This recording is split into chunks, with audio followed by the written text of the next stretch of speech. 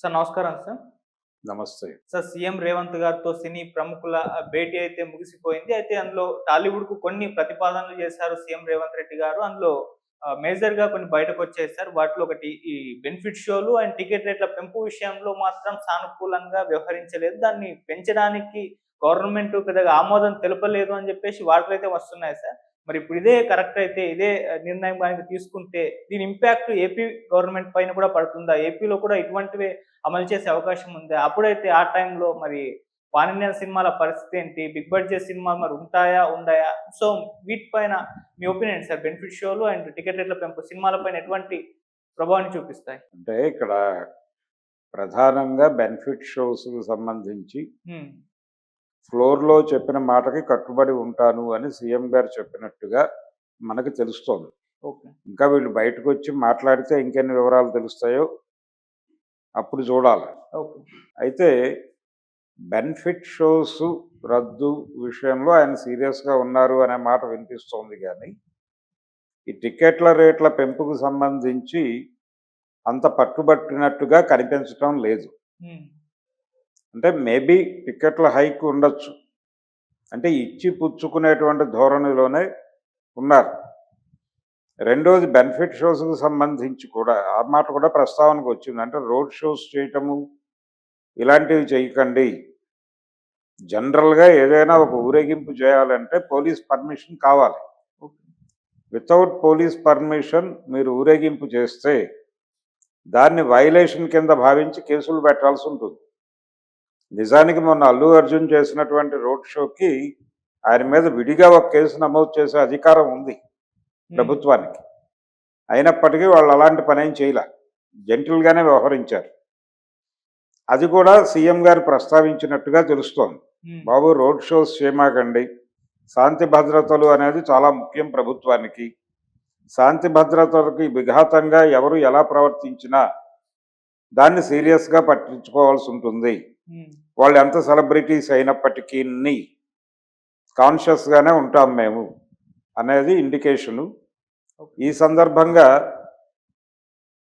ఫర్దర్‌గా ఇలాంటి సంఘటన రిపీట్ కాకుండా సంధ్యా థియేటర్ సంఘటన లాంటివి రిపీట్ కాకుండా ఉండటానికి మా వంతు కృషి మేము చేస్తాము. తప్పనిసరిగా మీరు చెప్పినటువంటి మీరు ఆవేదన వ్యక్తం చేసినటువంటి అంశాలన్నిటినీ మేము సీరియస్‌గానే పట్టించుకుంటాము. కాన్షియస్‌గానే ఉంటాము. డెఫినెట్‌గా అలాంటి ప్రమాదాలు జరగకుండా మా వైపు నుంచి ఏ జాగ్రత్తలు తీసుకోవాలో అన్నీ తీసుకుంటామని అల్లు అరవింద్ గారు స్వయంగా చెప్పినట్టుగా కూడా ఒక వార్త బయటకొచ్చింది. హ్మ్. అంటే బయటకు వస్తున్నటువంటి వ్యవహారాన్ని బట్టి ఇది టోటల్‌గా సంధ్యా థియేటర్ ఇన్సిడెంట్ చుట్టూయే తిరిగింది. అందుకని ఈ బెనిఫిట్ షోస్ విషయంలో కొంత ఆయన పట్టుదలతోనే ఉన్నారు. ఓకే. ఇక్కడ బెనిఫిట్ షోలకు సంబంధించి ప్రధాన సమస్య ఏంటంటే సింగిల్ స్క్రీన్స్‌లో దీనికి ప్రాబ్లమ్ ఉంది. హ్మ్. ఎందుకు ప్రాబ్లమ్ అంటే బెనిఫిట్ షోస్‌కి టికెట్లు కొనేవాళ్ళు చాలా ఎక్కువ డబ్బులు పెట్టుకుంటున్నారు. అవును. జనరల్‌గా టికెట్ ప్రైస్ హైక్‌కి ప్రభుత్వం ఆమోదించింది వేరు. ఏది మల్టీప్లెక్స్‌లో 700కి అమ్ముకోమన్నది. హ్మ్. సింగిల్ స్క్రీన్‌లో రూ. 350కి బాల్కనీ టికెట్లు అమ్ముకోమని చెప్పారు. హ్మ్. అది వేరు. ఆ గొడవ వేరు. ఇది వేరు. ఇది బెనిఫిట్ షోస్ టికెట్ల హైకు ఇది ఒక లింకు. అది ఒక లింకు. సో అది ఉంటుంది. జనరల్ షోస్‌కి పెంచుకునే హైక్ ఉంటుంది. బెనిఫిట్ షోస్‌తో పాటు ఈ 1200 నుంచి 3000 అమ్ముకోవడం అనేది ఉండకపోవచ్చు. ఓకే. ఆ ఏరియాలో కొంచెం ఆయన సీరియస్‌గానే ఉన్నాడు ఇప్పటికి. ఇది మొదటి మీటింగ్. కొంత సమయం పోయిన తర్వాత ఆయన వీళ్ళ ప్రవర్తన పట్ల ఆయనకి ఒక నమ్మకం చిక్కితే హ్మ్. ఆయన డెఫినెట్‌గా కన్సిడర్ చేయవచ్చు. ఆల్రెడీ అంటే సింగిల్ స్క్రీన్స్ ఇప్పుడు ఆయన చెప్పేది ఏంటంటే మీరు ఎక్కువ రేట్లు పెట్టి టికెట్లు కొన్న వాళ్ళు సైకిళ్ళు వేసుకు రారు. వాళ్ళు పెద్ద వెహికల్స్‌లోనే వస్తారు. అవును. వాళ్ళని అకామిడేట్ చేసేటువంటి పరిస్థితుల్లో మీ థియేటర్స్ లేవు. దాంతో ఏమవుతుందంటే హెవీ ట్రాఫిక్ అంటే లోపల థియేటర్ పార్కింగ్ కన్జ్యూమ్ చేసే వాహనాల కన్నా రిజెక్ట్ చేసే వాహనాల సంఖ్య ఎక్కువ ఉంటుంది. వాటిని ఎక్కడ అకామిడేట్ చేయాలనేది ఒక ఇష్యూగా మారుతుంది. అందుకని బేసికల్గా ఆయన ఈ గందరగోళం అంటే నిజానికి ఈ ఇష్యూకి సంబంధించి వాళ్ళతో ఏం మాట్లాడాలి, ఏ విషయాల మీద కొంచెం పట్టుదలతో ఉండాలి, ఎక్కడ లూజుగా ఉండాలి అనే దానికి సంబంధించి ఆయన ఆల్రెడీ అధికారులతో ఒక సమావేశం జరిపి ఆ సమావేశంలో వచ్చినటువంటి అవుట్కమ్తో వచ్చి ఇక్కడ కూర్చున్నాడు ఓకే. సినీ ప్రముఖులతో. మళ్ళీ ఆయన 3ంటికి సిడబ్ల్యూసి మీటింగ్కి వెళ్ళాలి. అందుకని వీళ్ళతో తొందరగా తను అధికారులతో తను కూర్చున్నప్పుడు వచ్చినటువంటి అవుట్కమ్ ఏమిటి అనేది వాళ్ళకి వివరణ ఇచ్చేసి దాని మీద ఎక్కువ చర్చ లేకుండా దాన్ని ముందుకు నడిపించేశాడు. వీళ్ళకు కూడా ఆర్గ్యుమెంట్కి అవకాశం లేదు, ఎందుకంటే ఒక మిస్టేక్ జరిగి ఉన్న క్రైసిస్లో ఉన్నారు. అందుకని వీళ్ళు సంధ్యా థియేటర్ లాంటి సంఘటనలు రిపీట్ కాకుండా చూసుకుంటాము అని మాత్రం బలంగా గద్గద స్వరంతో చెప్పారు. అంతవరకే. ఇది అయిపోయిన తర్వాత అంటే టికెట్ల హైక్ ఉంటుంది. ఏ హైక్ జనరల్గా ఒక 2 వారాల పాటు రేట్లు పెంచుకునే అవకాశం కల్పిస్తున్నారు. దాని ఒరిజినల్ రేట్ కంటే డబుల్ లేదా ట్రిబుల్ ఛాన్స్ ఇస్తారు. బెనిఫిట్ షోస్ అనే మాట వినిపించింది. బెనిఫిట్ షోస్ పర్మిషన్ ఇవ్వను అంటున్నాడు ఆయన. బెనిఫిట్ షోస్ అంటే ప్రీమియర్స్. ఈ ప్రీమియర్స్కి అవకాశం ఉండకపోవచ్చు. కొంచెం సంక్రాంతి సినిమాలకి ఆ ఏరియాలో ఇబ్బంది కలగచ్చు. అది ప్రైస్ హైక్ చేయటం ద్వారా, జనరల్ షోస్ పెంచటం ద్వారా, అంటే మల్టీప్లెక్స్లో ఎక్కువ స్క్రీన్స్లో ఎక్కువ షోస్ వేయటం ద్వారా ఈ నష్టాన్ని భర్తీ చేసుకోవడానికి ఒక ప్రయత్నం చేస్తారు. అంతవరకే. పుష్పలాగా 9:30కి 10:30కి 9:30 షో వేశారు, 1 గంట షో వేశారు, తర్వాత 6 షో వేశారు. 3 ఆటలకి ప్రత్యేకమైనటువంటి రేట్లు తీసుకున్నారు. ఆ 3 ఆటలకి ప్రత్యేక ధరలు మాత్రమే ఉండవు. మిగిలిందంతా యథాతథమే. మిగిలిన దాంతో ప్రాబ్లం లేదు. ఆ 3 షోస్కి సంబంధించి అడ్జస్ట్మెంటు మీరు ఎలా చేసుకుంటారో అలా చేసుకోండి. కానీ ఆ ఏరియాలో పట్టుదలగా ఉండకపోతే ప్రభుత్వం సరెండర్ అయింది అనుకునే ప్రమాదం ఉంటుంది. ఈ సెటిల్మెంట్ వెనకాల చాలా డబ్బులు దొరిలాయని కూడా అంటారు. ఆల్రెడీ ఒక గొడవ ఉంది మార్కెట్లో. ఆ గొడవ ఏంటంటే ఈ ప్రీమియర్స్లో వచ్చినటువంటి డబ్బులు, ప్రీమియర్స్ ప్రైస్ హైక్ ద్వారా కలెక్ట్ చేసినటువంటి డబ్బుల్లో కొంతమంది కాంగ్రెస్ పార్టీకి చెందిన రాజకీయ నాయకులు వాటా అడిగారని, ఆ వాటా ముట్టకపోవడంతోనే ఈ విషయంలో సీరియస్గా వ్యవహరిస్తున్నారని కూడా ఒక ప్రచారం జరుగుతోంది బయట. అందులో ఫ్యాక్ట్ ఉందని నేను అనుకోవడం లేదు, కానీ ప్రచారం అయితే జరుగుతోంది. కాబట్టి ఇప్పుడు ప్రభుత్వం గనక మీరు బెనిఫిట్ షోలు వేసుకోండి, ఏదైనా వేసుకోండి, టికెట్ల రేట్లు పెంచుకోండి, ఏం చేసుకున్నా పర్లేదు అంటే ఈ విషయంలో సీరియస్గా ప్రభుత్వం ఉందా లేదా అనే విషయంలో ప్రపంచానికి అనేక సందేహాలు వస్తాయి. అందుకని కాన్షియస్గా ఉన్నాడు ఆయన. అందుకని కాన్షియస్గా ఉండి, బాబు లా అండ్ ఆర్డర్ అనేది చాలా ముఖ్యం మాకు, ఎవరైనా సరే పద్ధతి ప్రకారం వెళ్ళండి, వితౌట్ పర్మిషన్ రోడ్ షోస్ చేయకండి, తర్వాత థియేటర్లోకి వెళ్ళదలుచుకున్న వాళ్ళు మీ ఐడెంటిటీ రివీల్ చేయకుండా లోపలికి వెళ్ళండి, జనం మధ్యలో కూర్చొని సినిమా చూడండి, థియేటర్ ప్యాక్ అయిపోయిన తర్వాత ఎటువంటి అన్వాంటెడ్ క్రౌడు లేదని భరోసా చెక్కినప్పుడు మాత్రమే మీరు లేచి నిలబడి ఆడియన్స్తో మాట్లాడండి. ఈ లోపు లేచి నిలబడితే ప్రమాదాలు సంభవిస్తే కఠిన చర్యలు ఉంటాయి అనేది కూడా ఒక కాషన్ ఇచ్చేసాడు ఆయన. అయిపోయింది. కాబట్టి ఇది చెప్పదలుచుకున్నాడు ఆయన. ప్రైస్ హైక్ ఉంటుంది. ప్రైస్ హైక్ 1200 నుంచి 3000కి పెంచుకునే ఆ 3 ఆటలు ఉండవు. ఆ 3 ఆటలు రద్దు చేసి జనరల్గా మీకు ఇప్పుడు పెంచుకున్నటువంటి ధరలు, ఇప్పుడు 700 రూపాయలు మల్టీప్లెక్స్లు సింగిల్ స్క్రీన్లో 350కి అమ్మారు.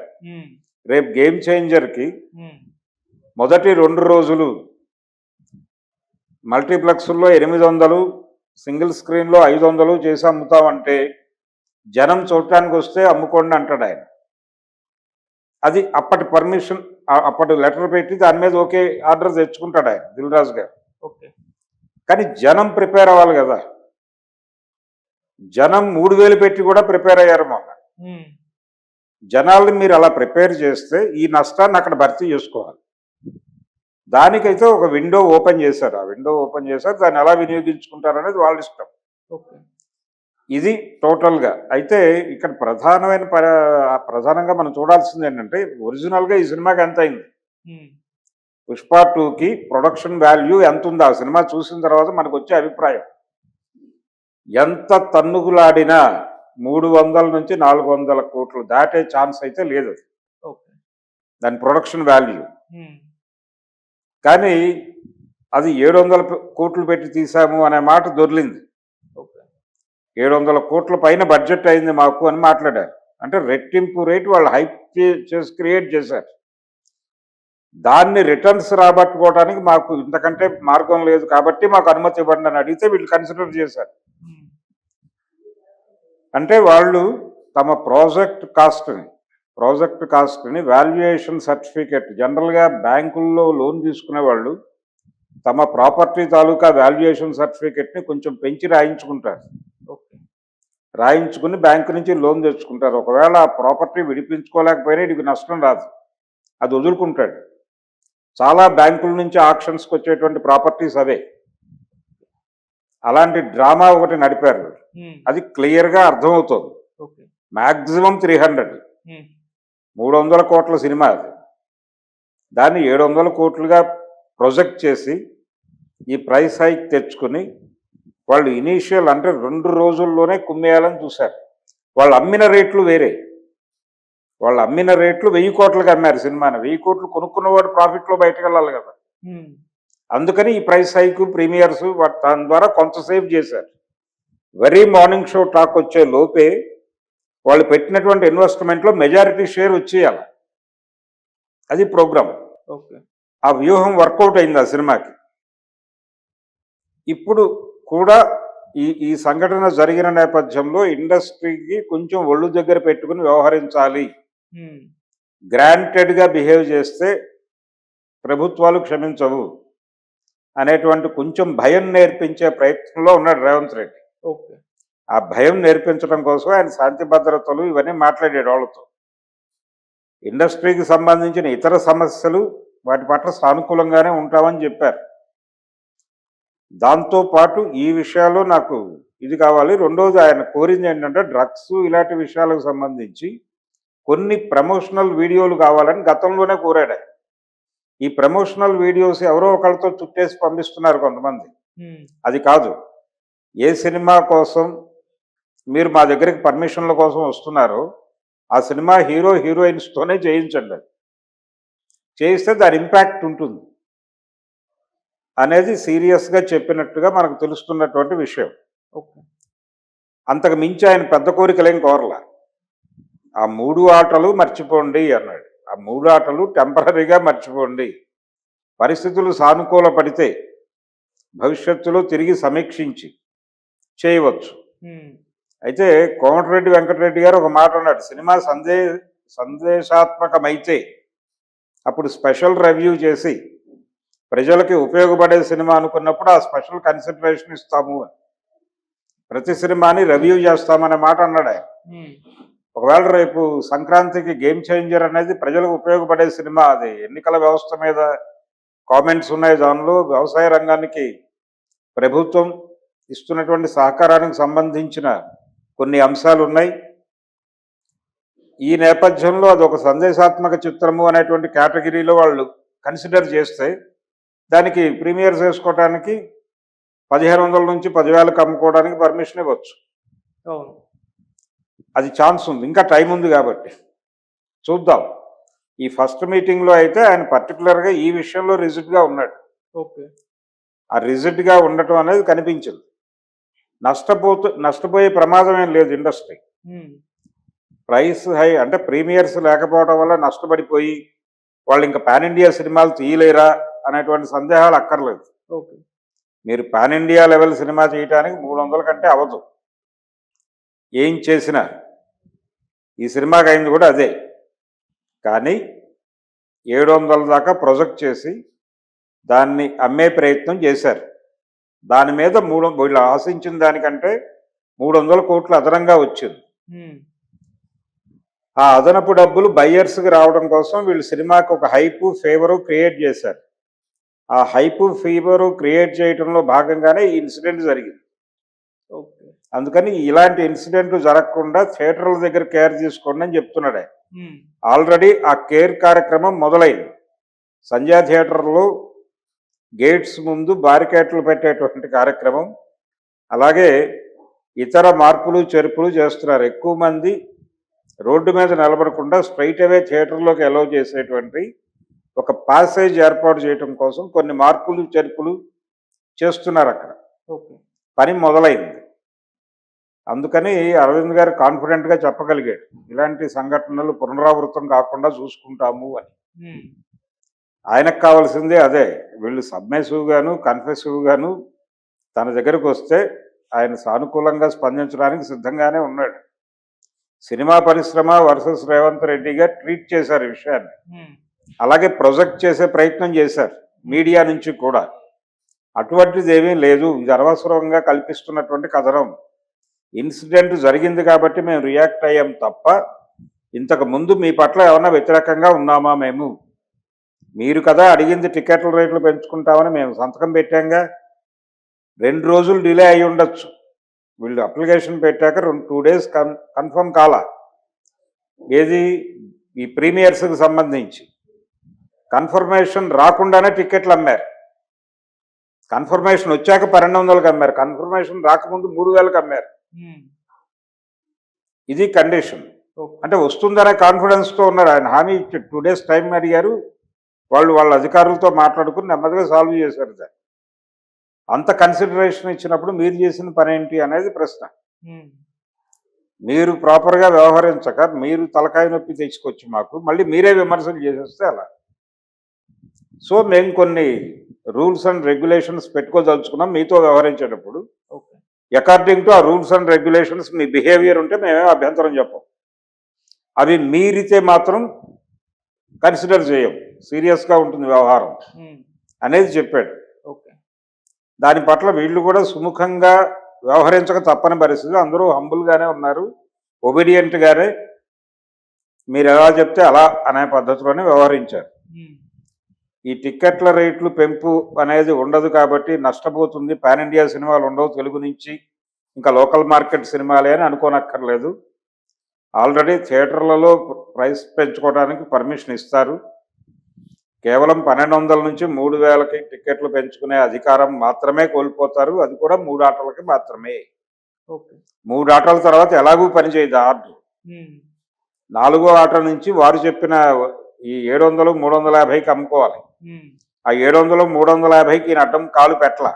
ఓకే.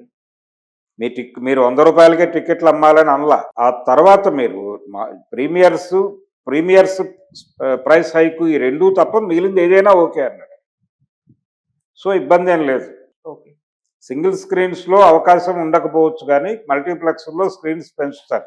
ఉమ్, స్క్రీన్స్ పెంచడం ద్వారా షోస్ పెంచుతారు. షోస్ పెంచి మినిమం అంటే ఇప్పుడున్నటువంటి ప్రైస్ కంటే ఒక 100 పెంచి మొదటి రోజు ఎంత రాబట్టగలమో అంత రాబట్టుకునే ప్రయత్నం బయ్యర్స్ నుంచి జరుగుతుంది. సో ఇండస్ట్రీ పట్ల సానుకూలంగానే వ్యవహరించాడు రేవంత్ రెడ్డి అనేదే అనుకోవాలి తప్ప ఆయన ఏదో ప్రీమియర్స్కి అనుమతించలేదు కాబట్టి ఏదో ప్రమాదం జరిగిపోతుందనే భయాలు పెట్టుకోవాల్సిన అవసరం అయితే లేదు. ఓకే. సరే, ఇప్పుడు ఇక్కడ బెనిఫిట్ షోలు అయితే లేవు, మరి ఏపీలో దీని ప్రభావం ఉంటుంది? అక్కడ పాజిటివ్ గా రెస్పాన్స్ అవుతారా, లేకుంటే ఏ విధంగా ఉండే ఛాన్స్ ఉంది? దీని ఇంపాక్ట్ అక్కడ ఏ విధంగా ఉంటుంది? డెఫినెట్గా అక్కడ కూడా కొన్ని నిబంధనలు పాటిస్తారు. ప్రమాదం అక్కడ జరగకపోయినప్పటికీ ఉమ్, వదిలిపెడితే జరిగే ఛాన్సెస్ ఉన్నాయి. అక్కడ కూడా సింగిల్ స్క్రీన్స్లో పడ్డాయి. ఓకే. సింగిల్ స్క్రీన్లో ఇలాంటి సమస్యలు అక్కడ ఉత్పన్నమయ్యాయి. ఎక్కడా పర్టికులర్గా విజయవాడ అప్సరా, తర్వాత రాజమండ్రిలో ఒక థియేటరు, వైజాగ్లో ఒక థియేటర్ దగ్గర ఈ కండిషన్ కనిపించింది. ఉమ్, అయితే అక్కడ తొక్కిసలాట కొంచెం పెరగటానికి హీరో గారు లేరు అక్కడ. ఉమ్, థియేటర్ వాళ్ళు అప్రమత్తం అయ్యి కొంతమందిని థియేటర్లోకి తోసేయటం వలన ప్రమాదాలు తప్పినాయి. నిజానికి ఇప్పటికీ అదే సందేహం. అమ్ముడైపోయిన టికెట్లు కొనుక్కున్న వాళ్ళు అక్కడ బయట చూపించి లోపలికి వస్తారు. ఉమ్, వాళ్ళు గేటు దాటిన తర్వాత ఫ్రీగా లోపలికి వెళ్ళి కూర్చోటమే కదా, వాళ్ళ కొరకు లోపల ఒక సీటు ఉన్నది. అవును. ఎవరైనా ఎందుకు తోసుకోవాలి అక్కడ? మీరు పద్ధతిగా వ్యవహరిస్తే అకార్డింగ్ టు సిస్టమ్ పెడితే ఎవరికి ఏ ప్రాబ్లం జరగకూడదు. అవును. కానీ ప్రమాదాలు జరుగుతున్నాయి, అది మీ కల్పితం. మీ చేత జరుగుతున్న ప్రమాదాలు అవి. మీరు సృష్టిస్తున్నటువంటి సమస్యలు అవి. దాన్ని మీరు నివారించుకోకపోతే ఎవడు నివారిస్తాడు? అందుకని ఇండస్ట్రీకి ఇది కొంచెం వార్నింగ్. దీన్ని ఏపీ గవర్నమెంట్ కూడా సీరియస్గానే పట్టించుకుంటుంది. ఓకే. పట్టించుకుని కొన్ని లిమిటేషన్స్లో మల్టీప్లెక్స్లో వేసుకోండి, ఉమ్. సింగిల్ స్క్రీన్స్ జోలికి రాకండి అనే ఛాన్స్ ఉంది.